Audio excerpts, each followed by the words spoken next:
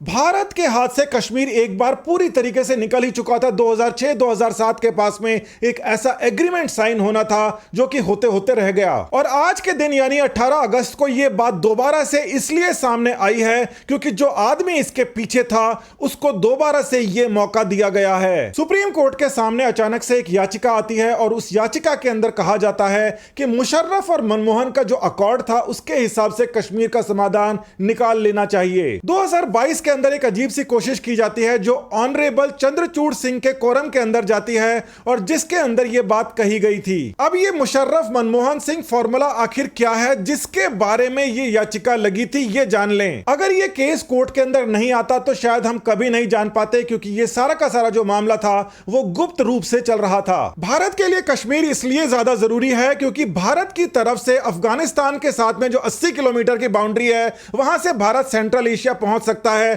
मगर साथ ही के अंदर पाकिस्तान ये चाहता था कि चाइना उसके अंदर से घूमकर और सेंट्रल एशिया तक जाए, भारत को रोके। कुल मिला के जो कश्मीर की समस्या है वो चाइना की और पाकिस्तान की मिलीभगत की समस्या है और भारत को रोकने की समस्या है और ये तकरीबन 2006 के अंदर सक्सेसफुल भी हो गए थे। पाकिस्तान के ट्रिब्यून के अंदर ये खबर छपी है कि जो वहां के टॉप डिप्लोमेट है जिलानी, वो चाहते हैं भारत के साथ में शांति स्थापित हो और मुशर्रफ मनमोहन पीस प्लान को स्थापित किया जाए। मतलब यह कि पाकिस्तान ने इस बात के ऊपर हामी भर ली है कि इस प्रकार का एक प्लान था। यह भी सबसे बड़ी खबर है जिसको आज तक नकारा गया। अब ये जो जिलानी है इनका इतिहास जान ले। इनको पाकिस्तान वाले वहां का जयशंकर की तरह कहते हैं, मगर इनको 2003 में भारत ने उठाकर बाहर फेंक दिया था। भारत के अंदर ये पाकिस्तान की तरफ से डिप्टी हाई कमिश्नर बनके रह रहे थे और ये बहुत ज्यादा फंडिंग दे रहे थे जिसका पता पड़ा और इनको यहां से खदेड़ दिया गया। यही आदमी 9 साल बाद 2012 के अंदर भारत फिर से आता है, सम्मान पूर्वक आता है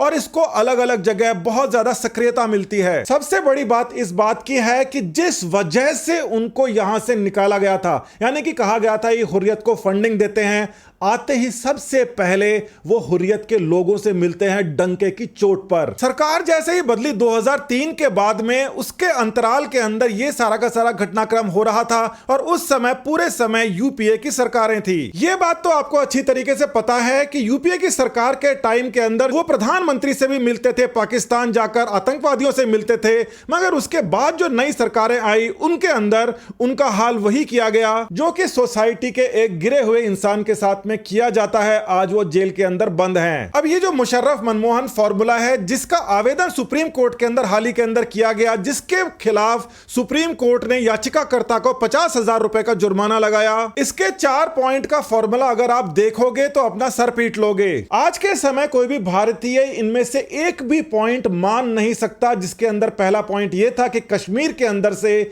दोनों देश अपनी सारी सेनाएं हटा लेंगे, कश्मीर को एक ऐसा स्टेटस देंगे जिसको ना पाकिस्तान और ना ही भारत किसी प्रकार से इफेक्ट करेगा। और सबसे खास बात यह है कि कश्मीर का कोई भी बॉर्डर को बदला नहीं जाएगा, यानी कि जो इंदिरा गांधी ने एलओसी बना दी थी वही चलती रहेगी। जो दस्तावेज सामने आए हैं वो ये बताते हैं कि ये जो एलओसी है इसके लिए पाकिस्तान जो कई बार यूएन का रोना रोता रहता है, वो भी असल में ये चाहता था कि यूएन के जाए बिना इस एलओसी को यहां की बाउंड्री मान ली जाए, यानी कि भारत पूरी तरीके से कश्मीर के उस हिस्से के ऊपर अपना दावा छोड़ दे। और यह अकॉर्ड तो उसके भी आगे की बात है कि कश्मीर के बाकी हिस्से के ऊपर भी भारत अपना दावा छोड़ दे और पाकिस्तान कह रहा है कि हम भी छोड़ देंगे। जैसा कि आप समझ सकते हैं कि यह बहुत ही जबरदस्त ट्रैप था जो भारत को अलग कर देता सेंट्रल एशिया से और चाइना के पक्ष में रहता। यह बात बिल्कुल क्लियर हो चुकी है कि 2003 से पहले यानी कि अटल सरकार के समय जो भारत के दुश्मन बने जाते थे वो उसके बाद यूपीए के टाइम में उनकी अच्छी साख रहने लगी और वो कुछ दस्तावेज के ऊपर साइन करवाने वाले ही थे। 2007 के अंदर मनमोहन सिंह ने खुद ने सरेआम यह भाषण दिया था जिसको विदेशी मीडिया ने भी कवर किया था कि कश्मीर अब हमारा दोस्ती की तरीके से देखा जाएगा। जिलानी का ताजा बयान जो कि एक दिन पहले आया है और यह जो मनमोहन सिंह ने कहा था ये दोनों के दोनों चीजें बिल्कुल सेम लगती हैं, क्योंकि मनमोहन सिंह ने जो कहा था उसके अंदर 2 बातें और शामिल थी। दोस्ती का प्रतीक बनाने के चक्कर में कश्मीर के अंदर मनमोहन सिंह ने यह तक कह दिया था कि सीमाएं बिल्कुल बदली नहीं जा सकती मगर उनको धूमिल किया जा सकता है, यानी कि उसका कोई अस्तित्व ना रहे। और दूसरी बात यह कि लाइन ऑफ कंट्रोल को लाइन ऑफ पीस बना दी जाए। अब जो लोग 2003 के अंदर उस समय समझदार थे उनको पता है कि स्थितियां कैसी बन गई थी। स्थिति ऐसी बन गई थी कि भारत चरमरा रहा था, था, टूट रहा था जैसे कि पाकिस्तान टूट रहा है। और यहां पर कोई भी भारत के अंदर सामने लीडरशिप नहीं थी, लीडरशिप का अभाव था और जो लोग थे वो भ्रष्टाचार में भयंकर तरीके से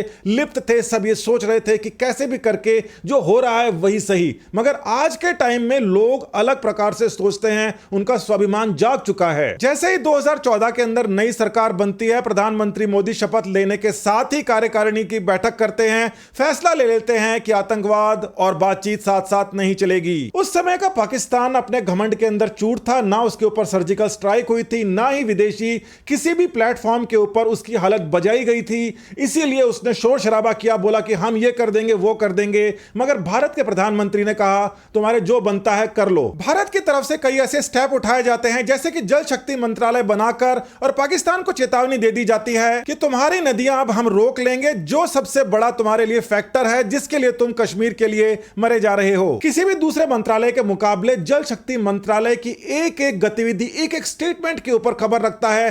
कई बार वो बड़ा प्रोपेगेंडा बना चुका है क्योंकि ये उसकी सबसे बड़ी दुखती रग है, पता नहीं कब उसका नल बंद हो जाए। यूनाइटेड नेशन के अंदर भारत का दबदबा इतना ज्यादा बढ़ता जा रहा है कि अब पाकिस्तान को यूनाइटेड नेशन की तरफ से भी बिल्कुल लग रहा है कुछ हाथ नहीं लगने वाला और वो असहाय सा फील करता है। ये बात केवल पाकिस्तान को ही नहीं पता, ये बाकी यूरोपियन कंट्रीज भी अब जाकर मान चुके हैं कि भारत का जो स्टैंड है वो बिल्कुल अलग हो चुका है। और अब कोई भी डिसीजन किसी भी इंटरनेशनल प्लेटफॉर्म पे होता है, पहले भी वो निष्पक्ष तरीके से नहीं होता था और ना अब होगा, मगर अब वो भारत के पक्ष के अंदर होगा। इस बात को सुनिश्चित तकरीबन किया जा चुका है। देश के अंदर अलग अलग जगह से आवाज उठ रही है, कई सारे ब्यूरोक्रेट्स भी बोलने लगे हैं कि जो पुराने प्रधानमंत्री मनमोहन सिंह ने पाकिस्तान के साथ में डील साइन की थी, जो कि आतंकवाद के लिए साइन की थी और जिसके अंदर उन्होंने बोला था कि हां ठीक है भारत के साथ साथ में पाकिस्तान भी आतंकवाद का मारा हुआ है, वो भी पूरी की पूरी तरह कंडीशन चेंज हो चुकी है। आज की सरकार ये मानती है कि सारा आतंकवाद केवल और केवल पाकिस्तान का फैलाया हुआ है और पाकिस्तान पीड़ित नहीं, पाकिस्तान कारक है इस आतंकवाद का।